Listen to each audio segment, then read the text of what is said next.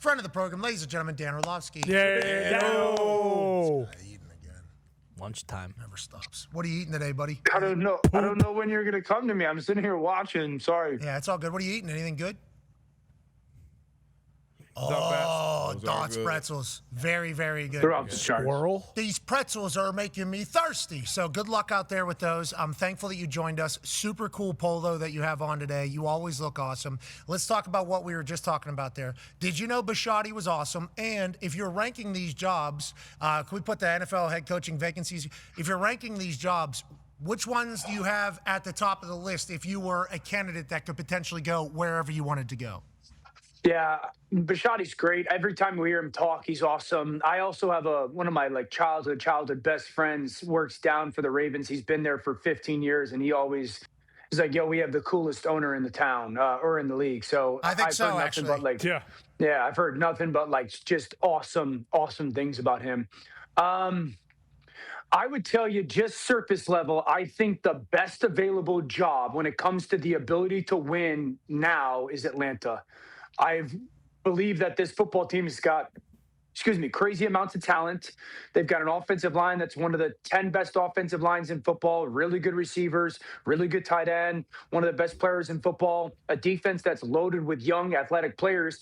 I understand that they don't have a quarterback right now because of the Michael Penix injury and the question mark attached to Kirk. I believe Kirk is going to get cut and then maybe re-sign type of thing. But I think if Kirk Cousins played this year in Atlanta, they would have 10, if not 11 wins. I think if he plays next year in Atlanta, they're a 10, 11 win team. But I just look at Atlanta with the addition of Matt Ryan in a division that's got some, long-term question marks. And if you can find a quarterback, I understand easier said than done, but if you can find good quarterback play in Atlanta with the young talent that they have, man, you can get good real fast. I love that thought. I love that take. They hired Matt Ryan as the president of football. He's saying, hey, I'm hiring the general manager, I'm hiring a coach, and then it's their job to figure it out. They have a president and a CEO of the business. They bring in Matt Ryan to be the president of football. I hope that he's able to get it right down there because I like ex-players getting involved in the business of sport. Let's continue to talk business of sport. Offense coordinator for the Philadelphia Eagles, who no Eagles fan has liked since day one, Patullo, officially fired, relieved of his duties over there in Philadelphia. Jalen Hurts now is going to have a brand new offense coordinator. I believe the quote that I saw from one of the tweets that was out there about it is like, this dude has obviously had a new voice in his helmet every single year since like junior year of college. Yeah. Like this has just been a new. Now, if you have success and you're good, that's going to happen, I guess, in this modern world that we're in. Offense coordinators getting plucked up all the time to go different places. What are your thoughts on the entire situation? Was it a Patullo blame that should have been for the entire year of this offense? And then Hembo sent some stats about RPO yards with Jalen Hurts with the Philadelphia Eagles from like 2020. Yeah, 2022 was Steichen, 1,498 yards. He was doing that with Danny Dimes this year. It was awesome to watch. 2023, 827 with Johnson. Kelly Moe had 1,733 yards. They won the Super Bowl that year. And then Patullo, 620. Is that all on Patullo? Is that on players? Like, what is kind of your thoughts on where the Philadelphia Eagles sit and where Patullo was a part of the problem or not? And there's no question the starting point problem was Kevin Patullo. And simply put, this offense was everything that you don't want to or can't be in the NFL. They were unbelievably predictable. They were crazy simple. They didn't make adjustments. In fact, they did on a consistent basis the opposite. Teams adjusted versus the things that they would do in, the first couple of drives of the game, and they never had the counter punch ready. I think the other thing and the most glaring thing is everybody on this offense outside of Dallas Goedert got worse this year. A.J. Brown got worse. The offensive line got worse. Saquon Barkley got worse. Jalen Hurts got worse. Significantly worse, many guys. And so Dallas Goedert led the team in touchdowns. And so he improved his play, but to watch the lack of development for each individual player coming off of last year, that has to fall on Kevin Patullo. I think the other elements that are attached to this, because obviously there's butterfly effect here, is if you just go by whether your eye tells you this from a football perspective or not, is one, the offensive line was probably from a pass protection standpoint, the worst offensive line they've had in a decade. So that's a huge concern. How and why did that happen in Philadelphia? And what I don't like that's happened in Philly, and we saw it a little bit a week after Harbaugh got released, or the conversation with Harbaugh getting let go in Baltimore was like the smear campaigns on the quarterbacks. Okay. Like, oh, now Lamar's got issues with this person or that person. Lamar doesn't go to meetings. He doesn't prepare the way we want all of a sudden. And so that came out. And then since this ending of the season for Philadelphia, and the Patullo news, it's a lot of like, oh, Jalen Hurts and Jalen Hurts and Jalen Hurts. I've had people message me saying, well, it's Jalen and Jalen. Here's my pushback to those people, and I want to be respectful, okay? Please. Jalen is not ever going to be, he's never going to be a top 5 or 7 passing quarterback. Damn. He's just not built that way. But to sit here and tell me that you can only run this very specific version of an offense, and because of the quarterback, that's all you can do. Yet he's gone to the playoffs, like I think 4 to 5 seasons, maybe 5 seasons in a row. They've gone to 2 Super Bowls. They've been to NFC Championship games. He's been the best player in 2 Super Bowls. Like, there's no way that you can convince me that the quarterback limits your offense so much that you're so inept for a stretch of a season, yet that same quarterback went and did what he did in those biggest games. So, like, yeah, I that's don't, pawning blame, Dano. That's pawning blame. Yeah, and and I'm not sitting here telling people that Jalen's going to be this remarkable passing quarterback. He's not going to be the guy that eats in the middle of the field on a consistent basis. No, but I do think it's outrageous that we can all take a step back, look at the body of work, and go, even though he's done all that or been a part of all that, this offense stinks because of him. And it's because he stinks. Like, I just think that's such a lazy way to think about it. It just happened last year with Caleb, right? Yeah. Caleb, this guy doesn't have a clue. Can't even read a playbook. This guy's got no idea. So we couldn't put any plays that were good because he stinks. And then Ben Johnson's like, yeah, good, better, best. Never let it rest. So good, better. And better is best. It's like, it's coaches that are not good, I think, personally. If this is what is happening right now in Philadelphia, pawning blame on others. It's like whenever general managers and coaches don't get along, and the coaches say, I don't get any good players from this guy. And the GM says, these coaches can't develop anybody. It's always just covering an ass situation, but the greats don't cover their ass. The greats kick ass. Okay, kind of a bar right there. And I think that is kind of the difference in the separator of it all. And if Jalen Hurts gets an offensive coordinator back in there that wants to utilize what he is good at, as opposed to what the offensive coordinator thinks he should be good at, that's when magic happens. Now, on that note, let's talk some coordinators. Your name is hot right now on the OC trail, and there are some great offensive coordinator positions available. What's the best OC spot available right now with these quarterbacks and these skill positions out there, in your opinion? The best available job as a play caller would be the Los Angeles Chargers. The Chargers, they had one of the best offensive lines in football this year before the injury. So if you look at the Chargers, one, just the investments that the building and the general manager and coach have made into the football team in specific protection of the quarterback. And yes, injuries. Okay. So you've got from a philosophical standpoint, we want the quarterback to be protected. The second element is their perimeter players are good players. Keenan Allen still is one of the best third down receivers in football. I like Lad McConkey as a slot guy and an outside guy. I think Quentin Johnson took steps forward. The young man that they took out of Ole Miss in the second round this year, Trey Harris, he started to make some plays. You got a good back in Omarion Hampton. So I think what's needed next in LA, if you just had to ask me, like, okay, what's going to be the most important, at least, like, what's the philosophy for the Chargers? You want to take an offense that's a little bit that what Joe Brady does in Buffalo is, okay, let's get a little bit simplistic in our run approach. We don't always have to overthink things. We want our offensive line to be able to dominate. Let's allow our back to lean on defensive backs. So let's get our back to the second level in our run game. We can build some stuff off of that. Understand the importance of yard after the catch. And in today's NFL, D-Butt, you know this. If you're an offense that doesn't utilize yards after the catch, and I don't care how you get there. I don't care how you get there. But if you don't utilize space and yards after the catch, you're handcuffing yourself a little bit. And so that's something that the Chargers did not do a good job of. It's something that the Buffalo Bills and Joe Brady do a great job of. So that stuff. And then also, like, there was too much for the Chargers with Greg, and Greg Roman's a great run game stuff, but the run game stuff never caught up to and married what the pass game needed to be from a concept style. Like, you've got to have real NFL concepts that on a week-to-week basis attack the coverages that you're going to see. And coverages, and D-Butt, you know this. I could see cover 2 1 week, which is your traditional cover 2, which flat corners, deep half safety, and you're hooking deep middle player. And then I could see the cover 2 next week, and it's your traditional Tampa 2.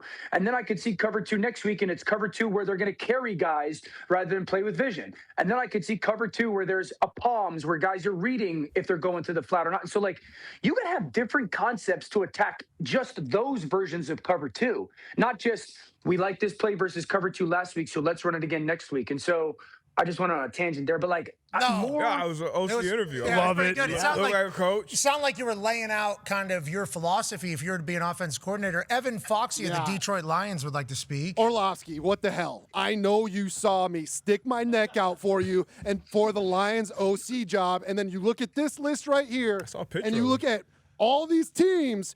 I mean, we have Goff, Gibbs, St. Brown, J-Mo, Monty, Laporta. The O-line is going to get better. You know MCDC's going to do this. And you have the audacity to say that the Chargers with Justin Herbert, who I don't believe has even won a playoff game, is the best position. And you know what? Lions fans are going to be really mad at me for doing this right here. I don't want you as our OC anymore. Whoa! You're off the list, Dan. Invite unsent. Jeez. Yeah, Foxy, couple of things. One, your beard looks great. Okay, your beard looks great. Classic coach in here, by the way. Yeah. 2, I didn't want to connect the dots too much, make it too obvious, right? So I just didn't want everyone to see like, Foxy one day, then Orlovsky the next day. So I also love everything about Detroit. Detroit's loaded. I want the interior of the offensive line to be better, but yeah. Great place. Okay, you don't think MCDC would do that, man? Right. Like, what are you talking about? They try to get Ragnow literally out of the casket. Yeah. They try to get Ragnow out of the casket. They picked his body up, rolled it out. It was a coffin drop, actually. It goes through the bottom. Oh, man. They roll his ass out there, and then he's back. Everybody says, come on, man. Just tell him he's back. Walks into the training room. They go, your whole body's broken. You got 2 broken legs. Can't play. Just like we said, what was that, a month ago you tried to roll your ass in here? You're dead, dude. This can't happen. You're out of here. Thought we'd get you that time, man. Mm-hmm. We need you. We need you, brother. So we know he's going to fix that. Obviously, you going back there, former teammate of MCDC's, with everything you just did, is palms cover 2? Is there a converted cover 2? Is there a this cover 2? I've been with Jared Goff before. I was with Jared his first month with Sean McVay, and then they fired me. But yeah, but you've been there. Oh, man. You saw little baby Goff. Mm-hmm. Then he turned into Goof. Yep. They were trying to run him out of town. Right. And then he's reborn, which I think you're a big fan of. A rebirth happens. Gooflowski. Right up there in Detroit. Yeah. That'd be cool, Dano, if you were calling plays. Imagine you and MCDC standing next to each other. He'd just look at you. Don't have all the answers when you're on TV, huh, man?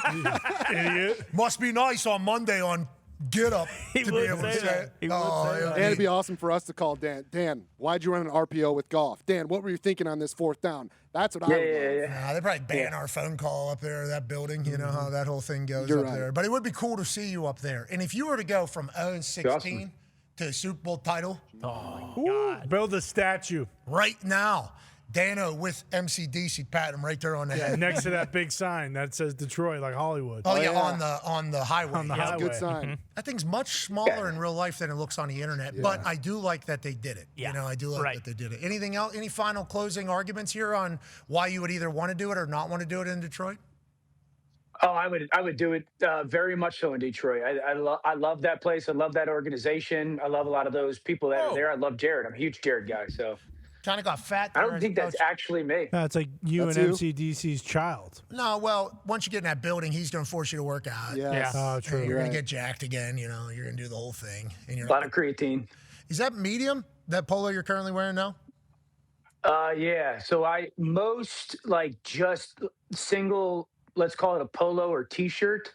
More often than not, I'm in a medium nowadays, which I'm not stoked about. I don't know if MCDC's hiring a medium wearer. Well, no, Johnny That's TV Mo. day. He just had Mike McDaniel, and he's a small guy. That's what I'm saying, though. But that's like comic. book stuff. Yeah, no, you're right. Johnny You're Moe right, was yeah. a medium, though. His shirt just came up above his gut. And where's he at now? That's true. Yeah, exactly. That's a good point. Yeah. So I wear a large hoodie. Hoodies are a large.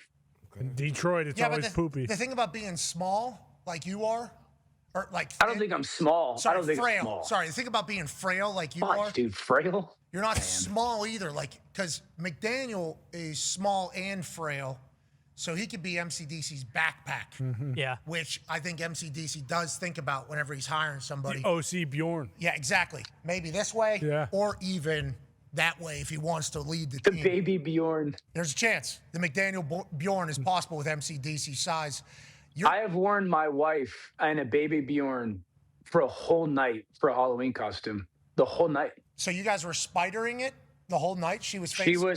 She was in the baby Bjorn like a baby. Yeah, so she was outward, a whole night? Jeez. Whole night. Stafford drive? Halloween party, How bad probably. did your but back hurt? So you're walking like this the whole time, or what do you have going on? Like this? Or is her feet down? Yep.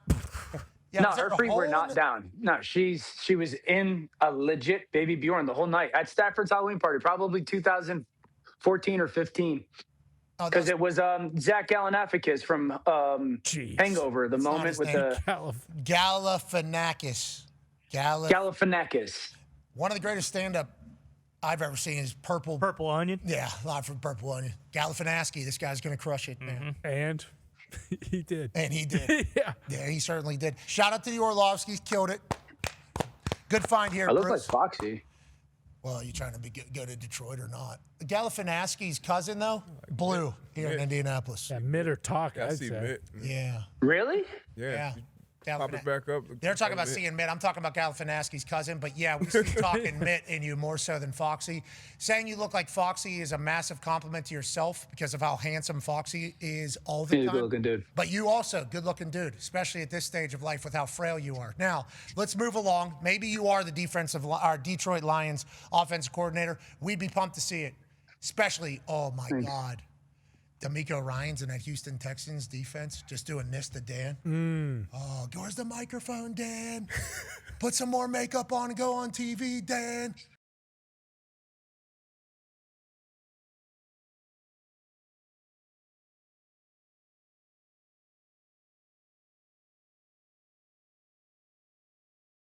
Off. We need a fudging first down.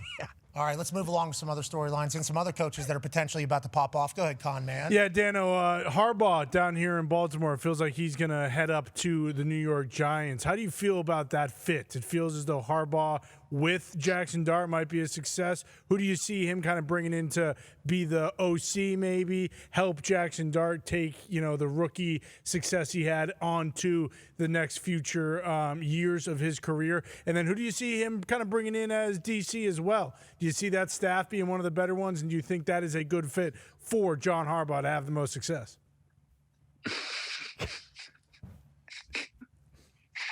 Oh, man. Harbaugh's a great coach. If he goes to the Giants, I do have two giant question marks about offensive coordinator, defensive coordinator. So if you go with the offensive coordinators that he's kind of been mostly attached to, it's been Greg Roman and Todd Monken. I would tell you that with Jackson Dart's style, I would prefer Todd Monken just because, again, Roman's outstanding when it comes to his run game design, but Monken's better when it comes to some of the pass game designs. And so is Todd Monken going to be the offensive coordinator if Harbaugh goes to the Giants that goes with him? So that would be step number one. I don't know who else would be attached to Coach Harbaugh and whatnot when it comes to some of his past or the people that would be going with him. But if it was going to be Monken, I do like that. To your point, I think the second question would be, who's the defensive coordinator? I think there's a lot of people that have a lot of respect for Zach Orr.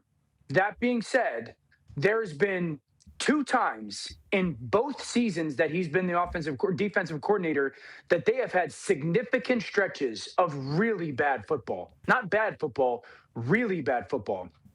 They started the 24 season. They were awful on the back end. Awful. Worst defense in football when it comes to that stuff. Makes a couple moves a couple pieces around. They play a lot better. They start this season. they're awful on defense. They can't stop anyone when it comes into the run game. Their front seven plays at a very poor level, move a couple pieces around. Then they start to play a little bit better, not as dominant as we're accustomed to. So, yeah, I do think it's a fair question to say, like, is it Zach Orr as the defensive coordinator, and is that the best thing? So, obviously, he's a great coach. I would like him in New York. I'd very much so like Kevin Stefanski in New York. Those would be by far my two favorite leading candidates for that job. What about, okay, you like Stefanski, got that, like Harbaugh. For Harbaugh, what about Jim Caldwell, offensive coordinator? Yeah, I love Coach Caldwell. Coach Caldwell has had a tremendous impact on my life. I don't know where Coach Caldwell stands on coaching. I know that this years ago he got out of it. I don't know where he stands on how much he wants to coach and call plays. I'm a little bit more of a fan of some of the new blood, some of the new energy. I have said this.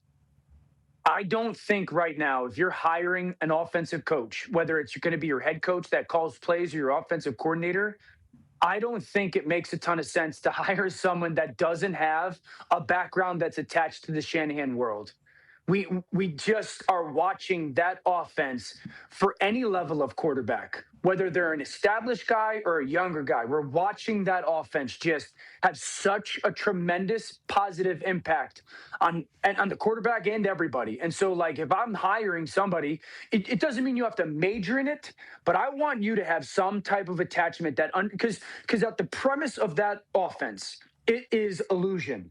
Everything's about illusion. What are we trying to sell you? Are you buying it? And then how do we build things off of that stuff? We're taking the complicated and making it simple for us. We're taking the simple to you and make it complicated for you. And so that's the starting point of that offense.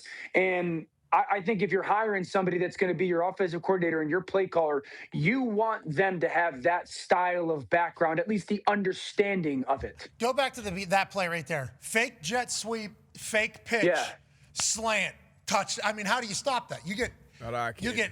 Watch the receiver. Yeah, I mean, you got linebackers going one way, linebackers going another way, safety's looking at a different thing, and then all of a sudden it's a one-on-one with a corner at the goal line on a slant, which is impossible to stop. Yeah, got to protect your leverage. You have that tight split like that, 9 times out of 10, you're going to be outside leverage just because of all that field outside. The receiver did a great job being patient, getting a good release, and then just kind of getting skinny. All the other eye candy shouldn't impact him as a corner if you're locked up one-on-one. That's obviously a good throw. Those linebackers will be no help with all the other shit going on in the backfield. Okay, so look at number 30. I don't know who that is. Is that Coop, Blankenship? It appears to be an exciting white. That's Epps. Go ahead and run that. Following the jet sweep, gets completely out of position. Then the fake pitch gets 17 out of position. And then all of a sudden, you just open up the hole literally for him to throw it. It's like, how do you find a passing lane? It's like, well, let's just create one. Well, what do we need to do? Well, we need this guy to go this way, right? All right, let's run more this way. We need somebody to go that way. Okay, let's fake this loud fake. By the way, that ball is above the offensive line. Yeah. So you can have to bite on it. And then all of a sudden we have a passing lane now. Brock Purdy, not 6'5", okay, but in the ability to set up blocking for runs and passing lanes for his quarterback, it does feel like Shanahan is what they like to say, in his bag, AQ. It's all the details, too. I think Dan was going to probably mention it, but if you look at Robinson, the receiver up top, watch him walk off the ball, sell the run, and then get right into it. Yeah, it's all the little things. You know, that's what Dan Orlovsky's potentially bringing down. Now, on that note, Dan Orlovsky, potentially offense coordinator for somebody. You know, he's been lobbying for jobs for years out here. Yeah. Now it feels like maybe there's a chance for him to go. Okay. Let's get him to Tampa. Him and Baker. Oh, my God. 2 peas in a pod. Him wearing one of those stupid hats, too, because of the sun. He would definitely be so dramatic with that down there. It would be maybe visor Dan Orlovsky. Don't hate that. Let's not talk about any other job other than Detroit. I have a lot of landing space for sun. Me too, brother. Yeah, that's why we got to wear the big ones out there. That's part of our build. That's part of the Caucasoids. You know, that's just kind of how it goes in this entirety. Sun is not necessarily kind to us. After the original burn, though, there's a nice little kind of roll. Little glow. Yeah, there is a glow. Hey, how we doing? Yeah, I was in the sun a week ago. And then that's gone. And then we got to start the process over again to turn into this color. But let's talk about you being an offense coordinator with what some of these defenses are right now. More specifically, one of them. Go ahead, AQ. Yeah, we all know it's inevitable. You're going to be an offensive coordinator sooner than later. So when you are an offensive coordinator, how do you attack this Houston Texans defense? Unbelievable. Yeah, you have to take shots at the safeties. You have to. If you don't build different ways to take a max protection shot at the safeties, I think it's. I mean, we all grew up in offenses where it's like 1 1/4. I think it's a minimum. You're just not going to drive the length of the field over 4 quarters against this defense. They're too fast. They're too physical. They tackle too well. They don't give you cheap yards. That's the story of Houston and Seattle. You don't get cheap yards against this defense. Okay, so what's the next step?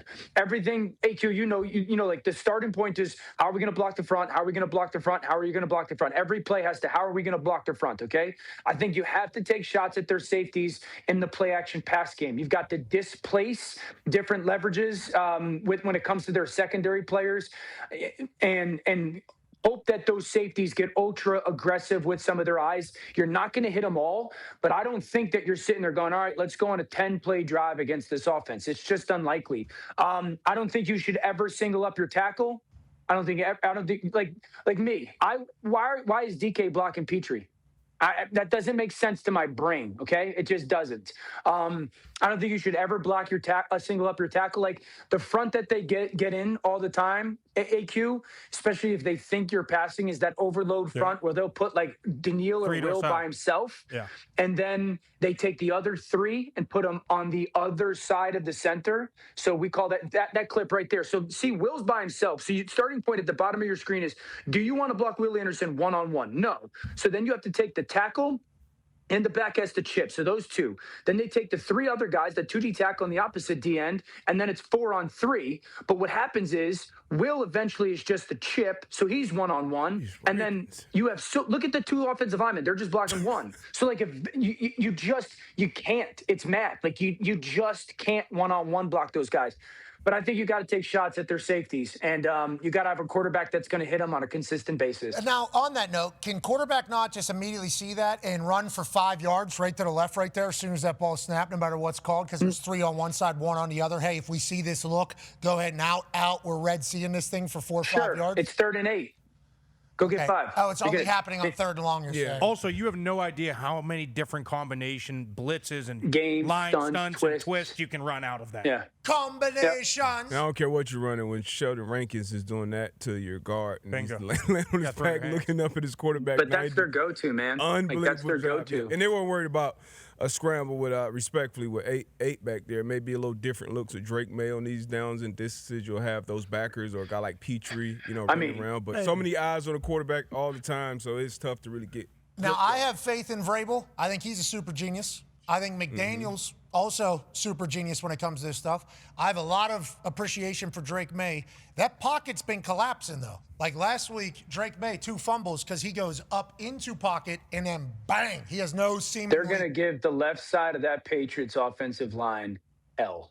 Yeah, and Vrabel knows that, though, right? Like, that is something that Vrabel understands. We would assume at this stage of it. So I'm excited to see how they joust against this defense that has been demoralizing to everybody that they have played against. We've been trying to warn people, hey, this Texans defense is a demoralizer. They are going to come in and they're going to ruin your night. Now, if you get out of there with a win, congrats. But it's going to be a hard road for the entirety of the game. Yeah, and that's definitely the biggest worry. Another thing would be, the whole entire thing with Houston is they don't disguise. Like, if they were to start disguising just for this game or for the games remaining out of nowhere, and I guess, Deba, it might be a better question for you. Like, how easy is it to do that? To just, hey, we're going to completely disguise and change does it change their defense, or is it more so just pre-snap stuff they can kind of switch around? They could definitely do it on certain downs and distances, red area, different things like that. And they'll have different wrinkles for each offense, but for them, it's like they do what they do. And it's a reason, just like Legion of Boom, like they do what you do. Now, the Patriots, on the other hand, they did a ton of disguising to do a lot of different shit on the back end, but they're so talented at what they do,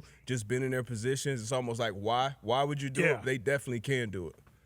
Yeah, I would say this to answer your question from an offensive perspective, Boston, is like when teams don't disguise and they're a little bit simplistic in their scheme like Houston is, they know exactly where we want to attack them. So they know where they're weak. And so that lends them to like knowing exactly where they have to be. There's no hesitation. They get to play crazy fast. And the counter to it with these disguised teams is like, I'll give you an example, and D-Butt would speak on this too, is the Rams defensively. if you watch that Rams and Carolina tape, I could find you 10 clips where the Rams are completely out of coverage. I'm talking nowhere within 10, 15 yards of certain receivers because they're trying to disguise so much. And so that's where you could get yourself into trouble is unless everybody's truly on the same page and knows how it all has to kind of be connected, you can get yourself caught. The contrast is New England. I went on TV on Monday. I was like, I got no idea what New England's running from a defensive perspective. I got no clue. And I say that as a respectful thing. As a quarterback, I'm sitting there going, I don't know if this is 2, 4 week buzz, 8. Are you playing zone? Are you playing man? Like you're just.